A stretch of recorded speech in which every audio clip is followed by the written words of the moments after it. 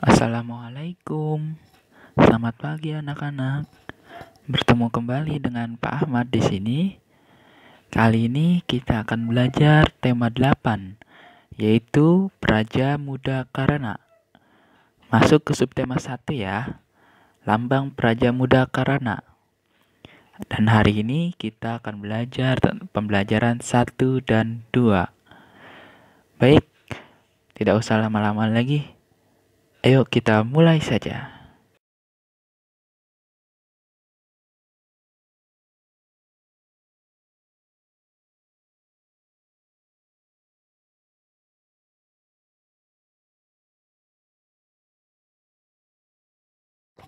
Suku bangsa adalah bagian dari suatu bangsa. Suku bangsa juga memiliki ciri-ciri, yaitu pertama, ciri fisik. Tentu saja, setiap suku bangsa itu mempunyai ciri fisik yang berbeda-beda.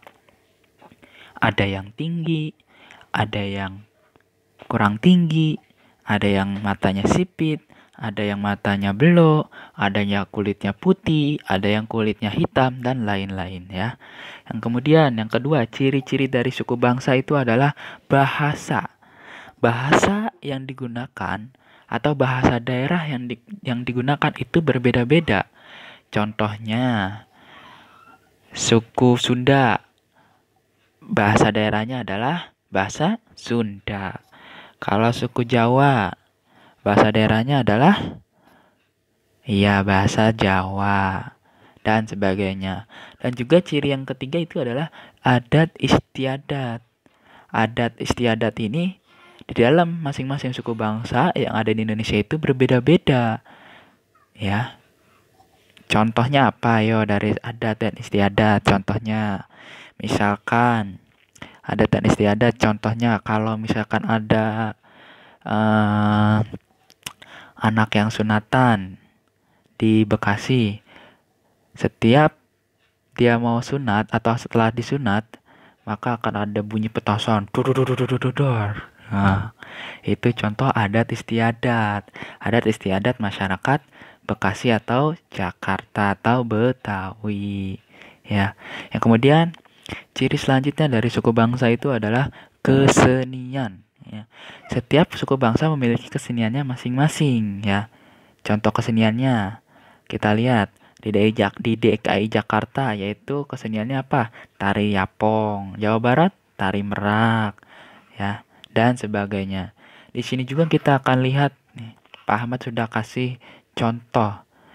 Kita lihat Pak, dari Provinsi DKI Jakarta, pakaian adatnya seperti ini, tarian yang berasal dari DKI Jakarta atau keseniannya ada tari Yapong, rumah adatnya seperti ini. Nah, senjata tradisionalnya adalah golok.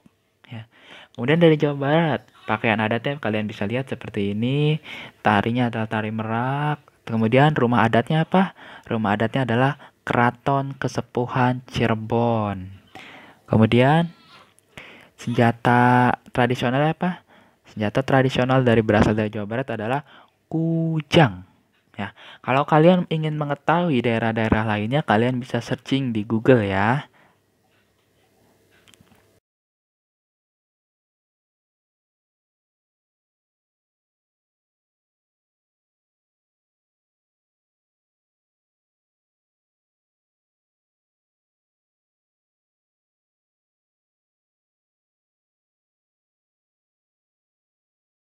Indonesia itu adalah merupakan negara kepulauan yang terbentang dari Sabang sampai Merauke.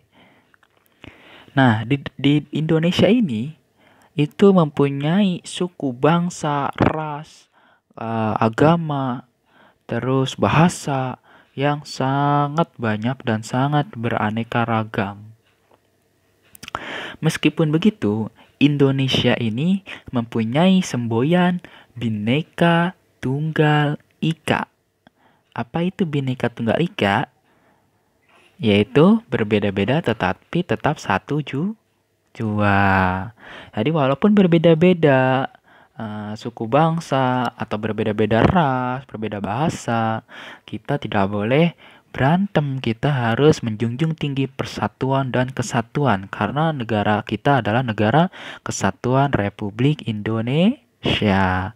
Jadi tidak boleh berantem antara suku yang satu dengan suku yang lainnya. Kita harus menjunjung tinggi persatuan dan kesatuan untuk menjaga keutuhan bangsa Indonesia. Paham ya?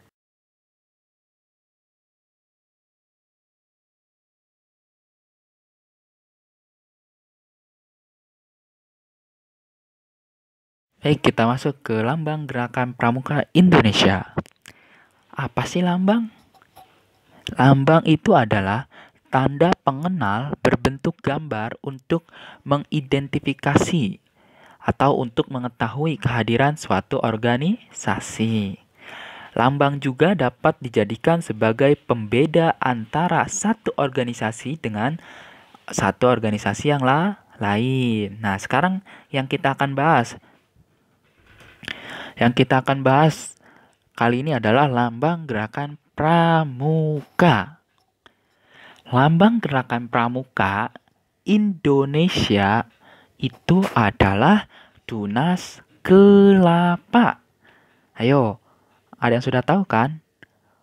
Pak Ahmad yakin kalian sudah tahu karena ini sudah dipelajari di Pramuka. Nah, orang yang pertama atau yang membuat gambar tunas kelapa sebagai simbol Gerakan Pramuka di Indonesia adalah Raden Sunarjo Atmodiwurwo. Ya, siapa tadi? Yang membuat lambang tunas kelapa, yaitu Raden Sunarjo Atmodiwurwo. Ya, bisa nyebutnya? Harus bisa. Nah, pada tanggal 14 Agustus 1961, lambang Gerakan Pramuka digunakan secara resmi oleh Insinyur Soekarno. Siapa itu Insinyur Soekarno? Ya, Insinyur Soekarno itu adalah Bapak Presiden Indonesia yang pertama. Pada saat tanggal 14 Agustus 1961 ini, lambang tunas kelapa ini baru secara resmi digunakan oleh Insinyur Soekarno saat menganugerahkan Panji Pendidikan Kepanduan.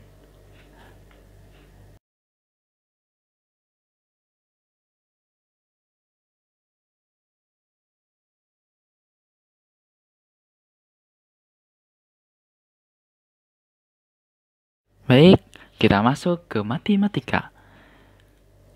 Kali ini kita akan belajar tentang volume kubus.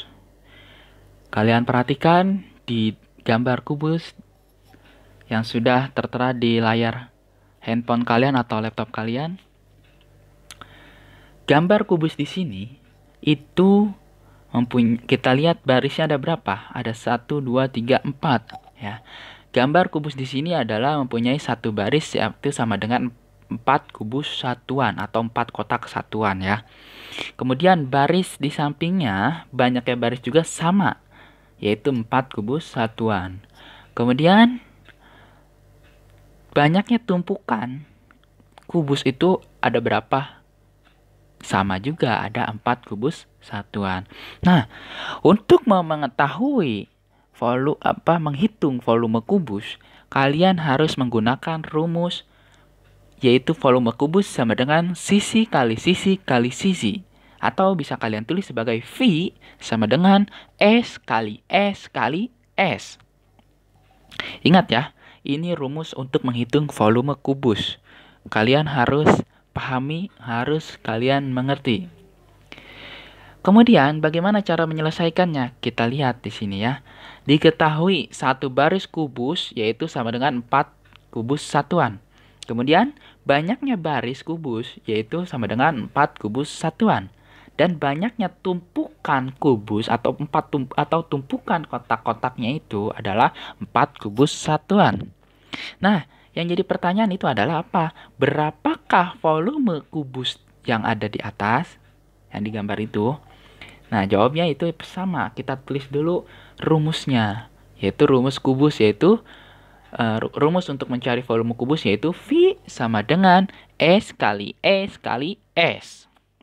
Kemudian kita tulis lagi di bawahnya, yaitu V sama dengan 4 kali 4 kali 4. Kenapa 4? Karena sisi yang ada kubus di atas adalah 4 kubus satuan. Ya, sampai sini paham ya? Kemudian kita tulis lagi, V sama dengan, nah kita hitung 4 kali 4 yaitu 16. Kita tulis dulu 16 dikali 4 ya, supaya kalian mudah menghitungnya.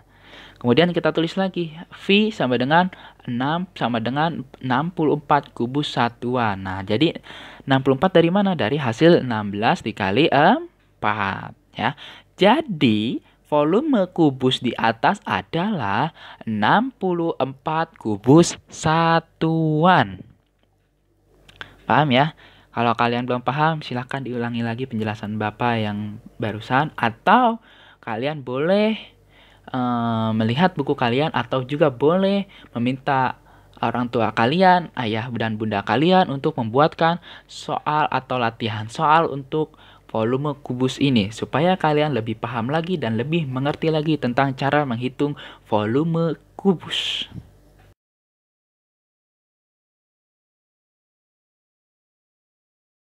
Bagaimana?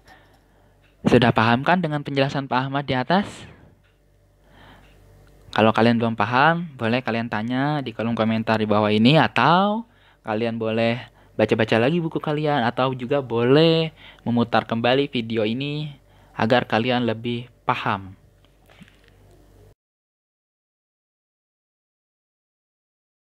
Baik, kalau kalian sudah paham semua, silakan kalian kerjakan di buku kalian halaman 5. Ayo menjawab dan ayo sebutkan. Serta halaman 10. Ayo kerjakan. Ini soalnya sedikit-sedikit ya, dan juga mudah kalau kalian memperhatikan penjelasan Pak Ahmad yang barusan. Oke, selamat mengerjakan, tetap semangat.